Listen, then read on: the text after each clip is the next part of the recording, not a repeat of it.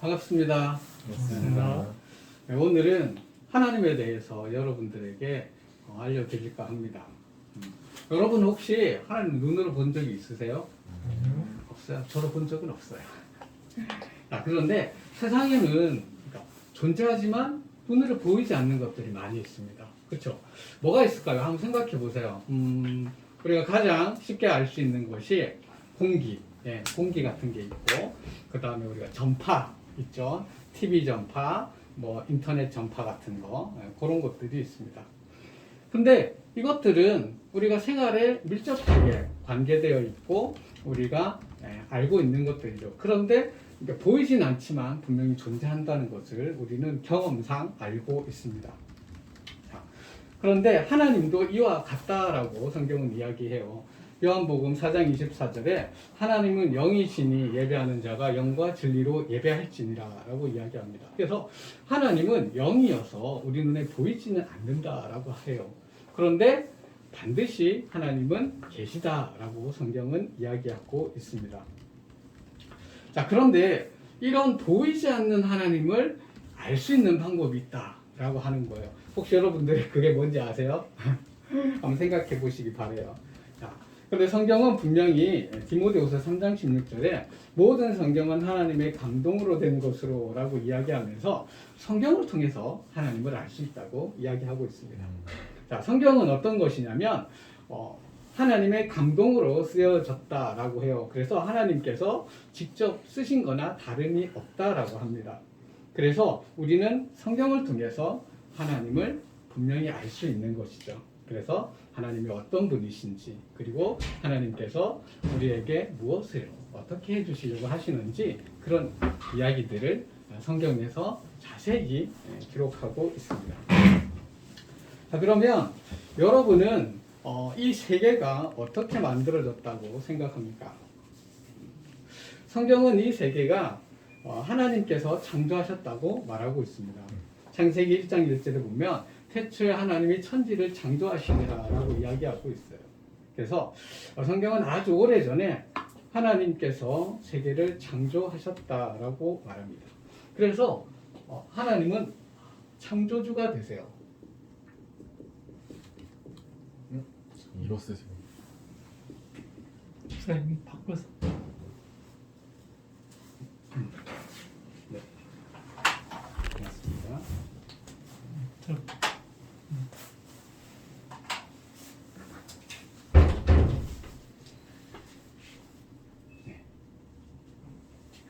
그리고 하나님은 또한 사람을 창조하셨어요.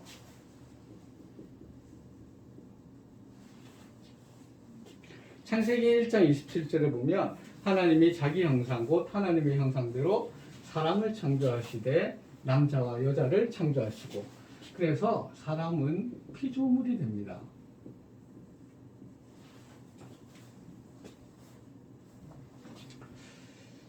사람은 하나님께서 창조하신 피조물로서 사람은 하나님의 형상대로 창조되었다라고 얘기합니다.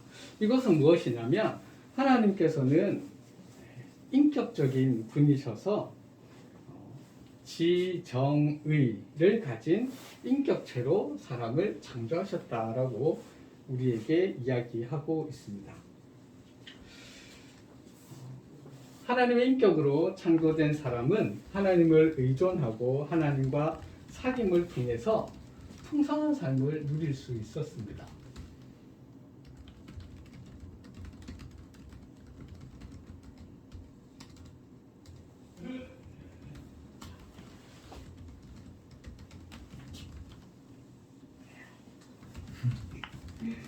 네.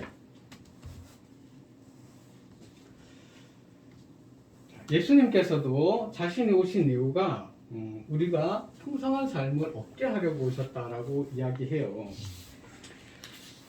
요한복음 10장 10절을 보면 도둑이 오는 것은 도둑질하고 죽이고 멸망시키려는 것뿐이요 내가 온 것은 양으로 생명을 얻게 하고 더 풍성히 얻게 하려 함이라 이렇게 말씀하고 계십니다. 그리고 하나님은 사람들의 풍성한 삶을 위해 모든 것을 주셨다고 말하고 있습니다. 창세기 2장 17절에 보면 선악을 알게 하는 나무의 열매는 먹지 말라. 내가 먹는 날에는 반드시 죽으리라 하시니라. 하나님께서는 태초에 에덴 동산에서 사람들에게 안식처와 평화의 보금자리를 마련하셨고 모든 종류의 나무의 열매를 다 먹도록 하셨습니다. 그래서 그 안에서는 하나님과의 사랑과 보호 안에서 풍성하고도 행복한 삶을 살 수 있었습니다. 그러나 단 하나 지켜야 할 것이 있었는데 그것은 선악을 알게 하는 나무의 열매는 먹지 말라라고 하나님께서 명령하셨습니다. 이것은 창조주의 보호 안에서 살아가는 하나님의 사랑이요 지켜야 할 하나의 선이었던 것입니다. 자, 그런데 여자는 사단의 유혹을 받아 자신도 하나님처럼 되고 싶은 그러한 욕망과 욕심으로 인해 하나님의 명령에 불순종하게 되었습니다.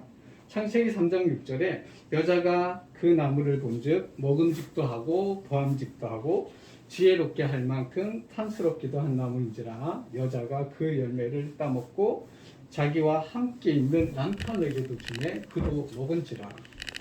사람은 하나님의 보호 안에서 살 수 있는 풍성한 삶을 스스로 버렸습니다.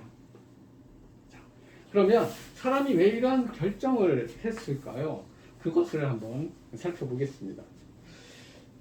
예레미야 2장 13절에 내 백성이 두 가지 악을 행하였나니 곧 그들이 생수의 근원되는 나를 버린 것과 스스로 웅덩이를 판 것인데 그것은 물을 가두지 못할 터진 웅덩이들이니라. 사람은 하나님 없이 행복할 수 있다고 생각해서 하나님을 버렸습니다. 자, 밑 빠진 독에 물 붓기라는 말이 있습니다. 하나님을 떠난 사람은 이와 같은 상태를 말합니다. 곧 빈곤한 상태를 이야기하는 것이죠. 아무리 스스로 그 구멍난 독에 물을 가득 부어도 그 밑빠진 독에 물은 채워지지 않습니다. 그래서 하나님을 떠난 사람은 이와 같이 스스로 살려고 노력하지만 고생만 하고 항상 부족함을 느끼는 상태를 이야기하는 것이죠. 그래서 이 풍성한 삶을 살지 못하게 되는 것입니다. 사람이 풍성한 삶을 살지 못하는 이유는 하나님을 버리고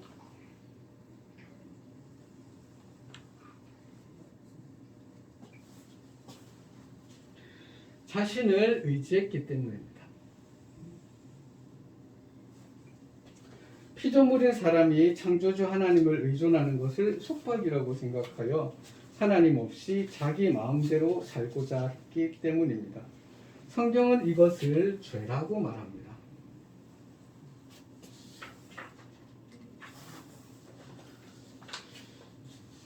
우리의 죄로 인해 하나님과 우리의 관계가 단절되었습니다. 이사야서 59장 2절에 보면 오직 너희 죄악이 너희와 너희 하나님 사이를 갈라놓았고 너희 죄가 그의 얼굴을 가려서 너희에게서 듣지 않으시게 함이니라. 네. 우리의 죄로 인해서 하나님과의 관계가 깨어지고 사이가 멀어진 것입니다.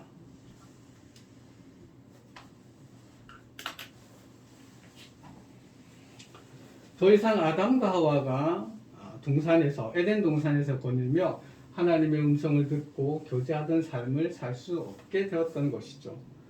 곧 죄로 인해 풍성한 삶을 살지 못하게 되었습니다.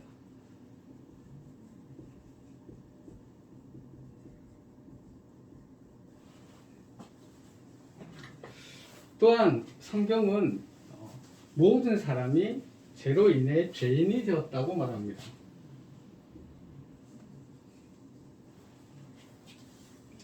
로마서 3장 23절에 모든 사람이 죄를 범하였음에 하나님의 영광에 이르지 못하더니. 자, 성경은 세상 모든 사람이 죄를 지었다고 말합니다. 그래서 모든 사람은 하나님 앞에서 죄인이다 라고 하는 것이죠. 죄인은 하나님 앞에 이를 수 없다고 합니다. 마치 우주선이 은하계 저 끝에 도달할 수 없는 것과 같이 죄인은 하나님의 영광에 도달할 수 없다고 이야기하고 있습니다. 왜 하나님 앞에서 우리가 죄인인가 성경은 죄인의 상태에 대해서 우리에게 이야기하고 있습니다. 마가복음 7장 21절에 보니까 속에서 곧 사람의 마음에서 나오는 것은 악한 생각이다라고 말합니다. 그래서 우리의 마음이 악하다고 말합니다. 그래서 이 모든 악한 것이 다 속에서 나와서 사람을 더럽게 한다고 이야기하고 있습니다. 사람들은 자신이 착한 사람이라고 합니다. 나는 법이 없어도 살 수 있는 사람이다 라고 말하는 사람도 있습니다. 또한 다른 사람을 향해서도 이와 같이 말을 해주기도 합니다. 그러나 한 번도 악한 마음을 품지 않은 사람이 이 세상에 있을까요? 여러분은 어떻습니까? 자신의 마음을 자세히 들여다보면 우리 자신이 항상 내가 선한 마음을 품었다고 아무도 우리는 자랑할 수 없을 것입니다. 왜냐하면 우리의 마음은 이렇게 악하기 때문입니다. 또한 무엇이 죄인가를 성경이 이야기하고 있습니다. 첫 번째 보면 야고보서 4장 17절에 그러므로 사람이 선을 행할 줄 알고도 행하지 아니하면 죄니라라고 이야기합니다. 죄는 선을 행할 줄 알면서도 행하지 않는 것을 죄라고 말하고 있습니다. 또한 두 번째는 죄는 하나님의 법을 어긴 것입니다. 요한일서 3장 4절에 보면 죄를 짓는 자마다 불법을 행하나니 죄는 불법이라 그랬습니다. 우리는 모든 성경의 율법들을 다 지키지 못합니다. 그래서 매일 항상 성경에 있는 모든 율법들을 우리는 살아갈 동안 다 지키지 못하는 것이죠. 세 번째는 죄라는 것은 하나님을 믿지 않는 것을 죄라고 이야기합니다. 요한복음 16장 9절에 죄에 대하여 함은 그들이 나를 믿지 아니함이요. 또한 네 번째는 사람은 마음에 하나님 두기를 싫어한 것이 죄다라고 합니다. 로마서 1장 28절에 또한 그들이 마음에 하나님 두기를 싫어하며 하나님께서 그들을 그 상실한 마음대로 내버려 두사 합당하지 못한 일을 하게 하셨으니라고 이야기합니다. 그래서 사람은 항상 스스로 살아가려고 하죠. 어떤 사람은 자신이 최고다라고 이야기합니다. 그래서 나는 하나님이 필요 없어 라고 이야기하는 사람들도 있습니다. 그것은 교만한 마음이요. 그 마음의 깊이 내면에는 하나님 두기를 싫어하는 마음이 있다라고 성경은 말하고 있습니다. 자, 그렇다면 위와 같은 죄의 결과가 무엇이겠습니까? 성경은 죄의 결과는 사망이다라고 이야기합니다. 로마서 6장 23절에 죄의 싹은 사망이다라고 말하고 있습니다. 사람은 죄의 결과로 죽음에 직면하게 되었습니다. 또한 모든 사람은 죄로 인해 한 번 죽고 그 후에는 심판을 받게 된다고 말합니다.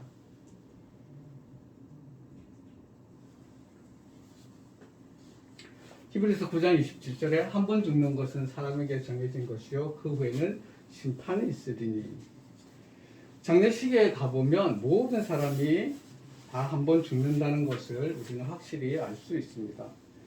모든 사람이 죄로 인해 죽게 되었고 그 후에는 심판을 받게 됩니다. 어떤 사람은 죽으면 끝이지 뭐가 있겠어? 라고 이렇게 이야기하는 사람들이 있어요. 또 어떤 사람들은 삶의 괴로움에서 벗어나려고 자살을 선택하는 사람들도 있습니다. 하지만 성경은 죽음이 끝이 아니야. 죽음 이후에는 심판이 너희들 앞에 기다리고 있다라고 이렇게 얘기하는 것이죠. 자, 이것을 믿지 않는 사람은 아주 어리석은 사람인 것 같습니다. 또한 성경은 심판의 결과로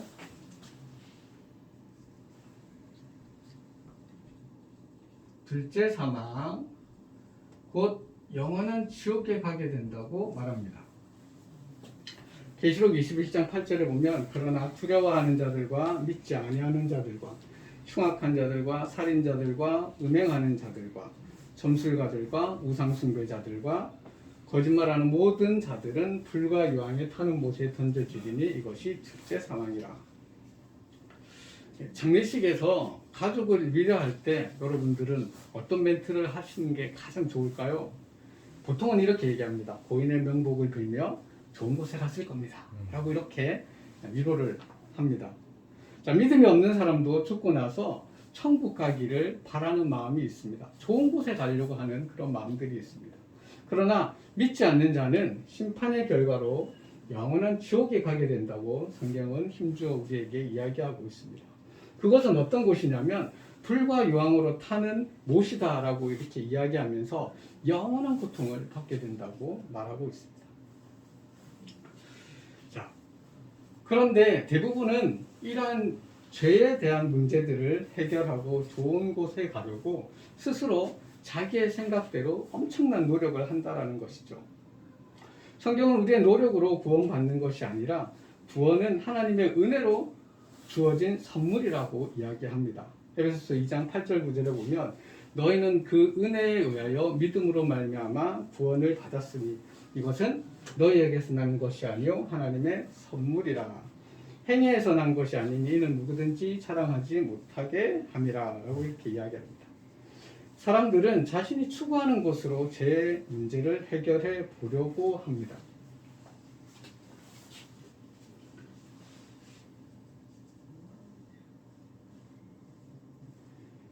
어떤 사람들은 선행으로, 선한 행동으로 제 문제를 해결해 보려고 하고요. 또 다른 사람들은 착한 마음을 가지면 될 것이다 라고 합니다. 또는 율법을 지킴으로 이 죄의 문제를 해결할 수 있다고 생각합니다. 또 보면 우리가 배운 높은 지식이나 철학으로 이 문제를 해결할 수 있다고도 생각하죠.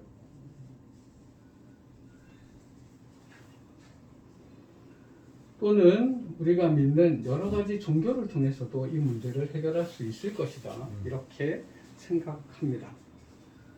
그러면 왜 이런 행위로 우리가 구원을 받을 수 없는지에 대해서 한 번 더 살펴보도록 하겠습니다. 욥기 35장 6절 7절을 보면 그대가 범죄한들 하나님께 무슨 영향이 있겠으며 그대의 악행이 가득한들 하나님께 무슨 상관이 있겠으며 그대가 의로운들 하나님께 무엇을 드리겠으며 그가 그대의 손에서 무엇을 받으시겠느냐라고 이야기합니다.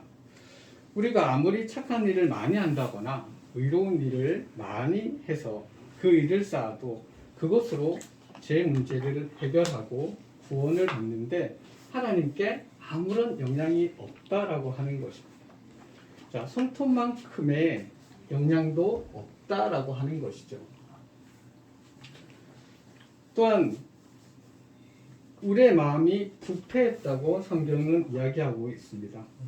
착한 마음을 가지면 우리가 하나님 앞에 구원을 받을 수 있다고 생각하지만 예레미야 17장 9절에는 만물보다 거짓되고 심히 부패한 것은 마음이라 누가 능히 알리오마는. 가끔 사람들이 저 사람은 착해, 참 마음이 착해, 심성이 너무 좋아 이런 말을 합니다. 사람들이 보면 그 사람은 참 좋은 사람이에요. 그러나 사람의 마음은 보이지 않아서 알 수가 없다고 성경은 이야기합니다. 그래서 부패한 것은 마음이라 누가 능히 알리오마는 사람이 모른다는 거예요. 그럼 누가 알아요? 하나님은 아신다. 세상의 모든 것보다 거짓되고 가장 부패한 것은 우리의 마음이다 라고 이야기합니다. 그래서 우리의 마음으로는 어떻게 해요? 구원을 받을 수 없다라는 거죠.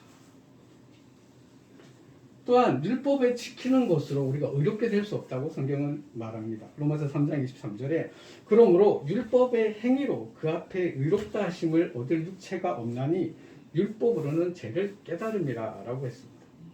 자, 성경의 계명을 지킨다고 하나님 앞에서 의롭다고 인정받을 사람이 없다라고 하는 것이죠.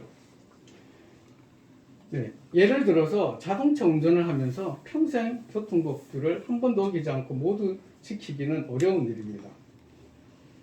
마음을 다하고 목숨을 다하고 뜻을 다하여 너희 하나님을 사랑하고 내 이웃을 내 몸과 같이 사랑하라 라는 어떤 성경의 계명들이 있어요. 근데 이것을 우리가 항상 지킬 수 있느냐라고 하는 것이죠. 우리는 모든 율법을 항상 지키지 못합니다. 그래서 하나님 앞에 의롭게 될 수 없는 것이죠. 그리고 이 율법으로는 죄를 깨닫게 될 뿐이다 라고 이야기합니다. 그러니까 죄 문제를 해결할 수 없는 것이죠. 깨달을 수는 있어요. 자, 그러나 원칙적인 문제를, 본질적인 문제를 해결할 수는 없다라고 합니다. 또한 사람의 지혜로 우리가 하나님을 알 수 없다라고 이야기하면서 고린도전서 1장 21절에 하나님의 지혜에 있어서는 이 세상이 자기의 지혜로 하나님을 알지 못하므로 하나님께서 전도에 미련한 것으로 믿는 자들을 구원하시기를 기뻐하셨도다 라고 이렇게 이야기합니다. 요즘에는 누구나 웬만하면 대학에 다 들어갑니다. 그쵸? 저도 대학을 나왔고, 자, 여러분들도 대학을 나오셨죠. 그리고 웬만해서는 석사 박사가 되게 많아요. 고학력자들이 많이 있습니다. 많이 공부하고 배운 사람들이 많습니다. 자, 천재과학자도 자연의 원리들을 모두 알 수 없는 것처럼 우리가 많이 배운다고 해서 우리의 지식으로 하나님을 알 수 없습니다. 왜냐하면 사람의 지혜와 지식에는 한계가 있습니다. 성경은 우리의 지혜로는 하나님을 알 수도 없고 하나님의 뜻도 알지 못한다고 말하고 있습니다. 그래서 우리의 지혜와 지식으로는 어떻게 해요? 이 죄의 문제를 해결할 수 없다는 것이죠. 결코 해결할 수 없습니다. 마지막으로 우리는 우리 자신 스스로를 구원할 수 없습니다. 자, 사도행전 4장 12절에 보면 다른 이로서는 구원받을 수 없나니 천하 사람 중에 구원을 받을 만한 다른 이름을 우리에게 주신 일이 없습니다 하였더라. 예. 자, 우리가 가지고 있는 종교로서는 우리 자신을 구원할 수 없다라고 합니다. 세상에는 여러 종교가 있습니다. 그렇죠? 여러분들이 아는 종교를 다 대보시길 바래요. 자, 제일 먼저 기독교, 이슬람교, 불교, 뭐 힌두교, 뭐 유교, 뭐 여러 가지들이 있습니다. 자, 자신의 종교가 구원의 길이라고 말하는 사람들이 세상에는 많이 있습니다. 또는 내가 구원자다라고 해서 자신의 이름을 내걸고 자신을 믿으라고 하는 사람들도 있습니다. 그러나 성경은 아니야, 구원자는 오직 누구다? 예수님 뿐이야 라고 말하고 있습니다. 우리에게 예수님 외에 다른 이름을 주신 일이 절대로 없다라고 분명히 말하고 있습니다. 그래서 종교를 가지고는 제 문제를 해결할 수 없고 우리를 구원으로 인도할 수 없다라고 말하고 있습니다. 잠언 14장 12절에 보니까 어떤 길은 사람이 보기에 바르나 필경은 사망의 길이니라 라고 말하고 있습니다. 우리 자신이 옳다고 생각하고 이러한 노력들을 해보지만 이러한 노력들로는 어떻게 해요? 사람들이 보기에는 옳은 것 같아요. 맞는 것 같아요. 그러나 사망의 길은 이렇게 해가지고 좀 구원받을 수 없으니 그 사람은 결국 사망의 길로 갈 수밖에 없는 것이죠. 자, 이러한 우리 자신의 노력으로는 답이 없어요. 어떻게? 노답. 노답입니다. 노답.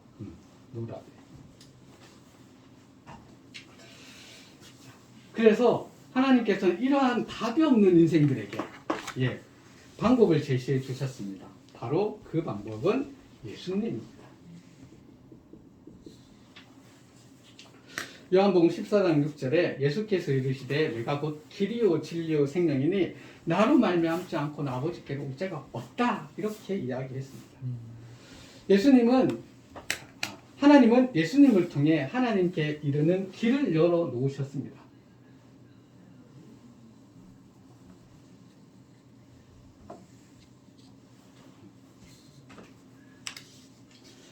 예수님은 자신이 하나님께 이르는 유일한 길이라고 말씀해 주셨습니다. 그래서 이 길 외에 다른 길로는 하나님께 갈 수 없다라고 말하고 있는 것이죠. 영어를 한번 더 쓰겠습니다. No way.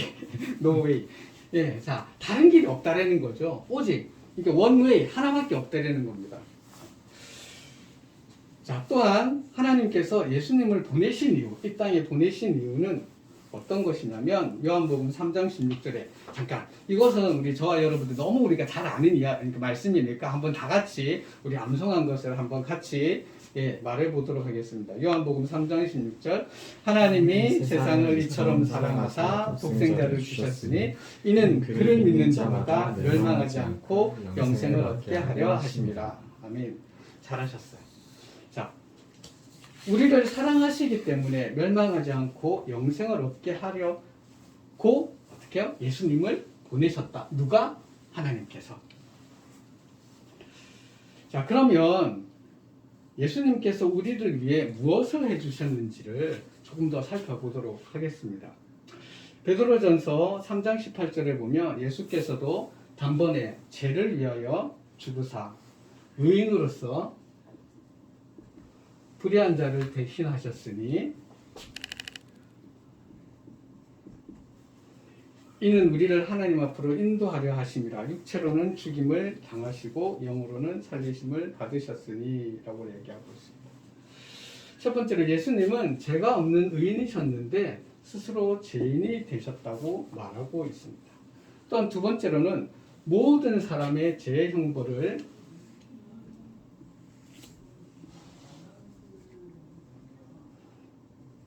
대신 받으셨습니다. 육체로는 죽임을 당하시고 영으로는 살리심을 받으셨다고 말씀하셨기 때문입니다.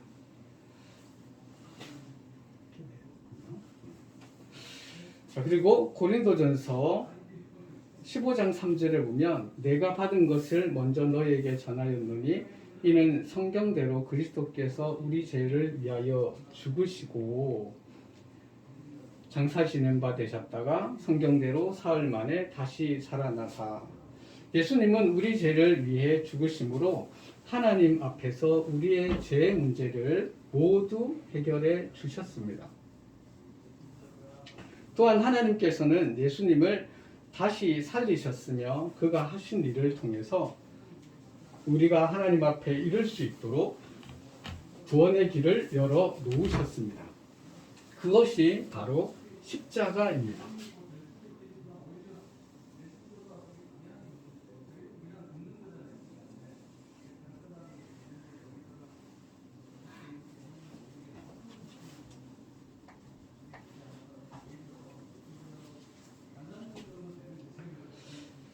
예수님의 십자가를 통해 우리가 어떤 결과를 받게 되었는지 알아보겠습니다. 요한복음 5장 24절을 보니까 내가 진실로 진실로 너희에게 이르노니 내 말을 듣고 나 보내신 이를 믿는 자는 영생을 얻었고 심판에 이르지 아니하니 사망에서 생명으로 옮겼느니라 라고 그랬습니다. 예수님의 말씀을 듣고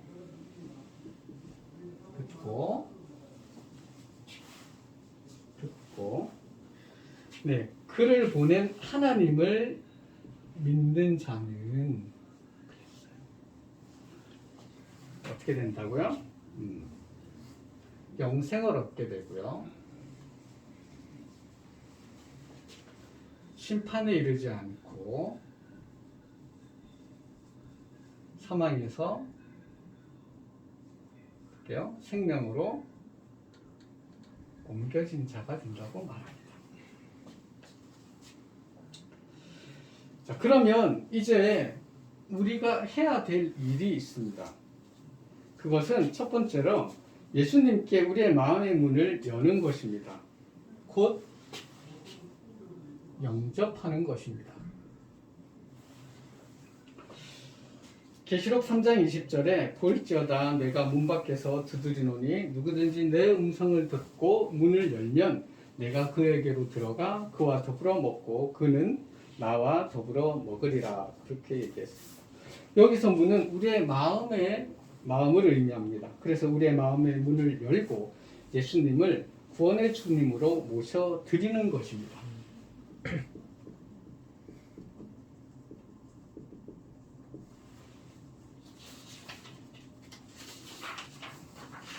그리고 두 번째는 입으로 시인하고 마음으로 믿어야 합니다. 로마서 10장 9절 10절에 내가 만일 내 입으로 예수를 주로 시인하며 또 하나님께서 그를 죽은 자 가운데서 살리신 것을 어떻게 해요? 내 마음에 믿으면 구원을 받으리라. 사람이 마음으로 믿어 의에 이르고 입으로 시인하여 구원에 이르느니라 라고 말하고 있습니다. 성경은 예수님을 믿는 것을 마음으로 믿고 입으로 시인하라고 합니다. 그럴 때 구원에 이른다고 말하고 있는 것이죠. 그리고 이렇게 영접한 사람은 하나님의 자녀가 되는 권세를 주셨다라고 얘기합니다. 요한복음 1장 12절에 영접하는 자, 곧 그 이름을 믿는 자들에게는 하나님의 자녀가 되는 권세를 주셨으니.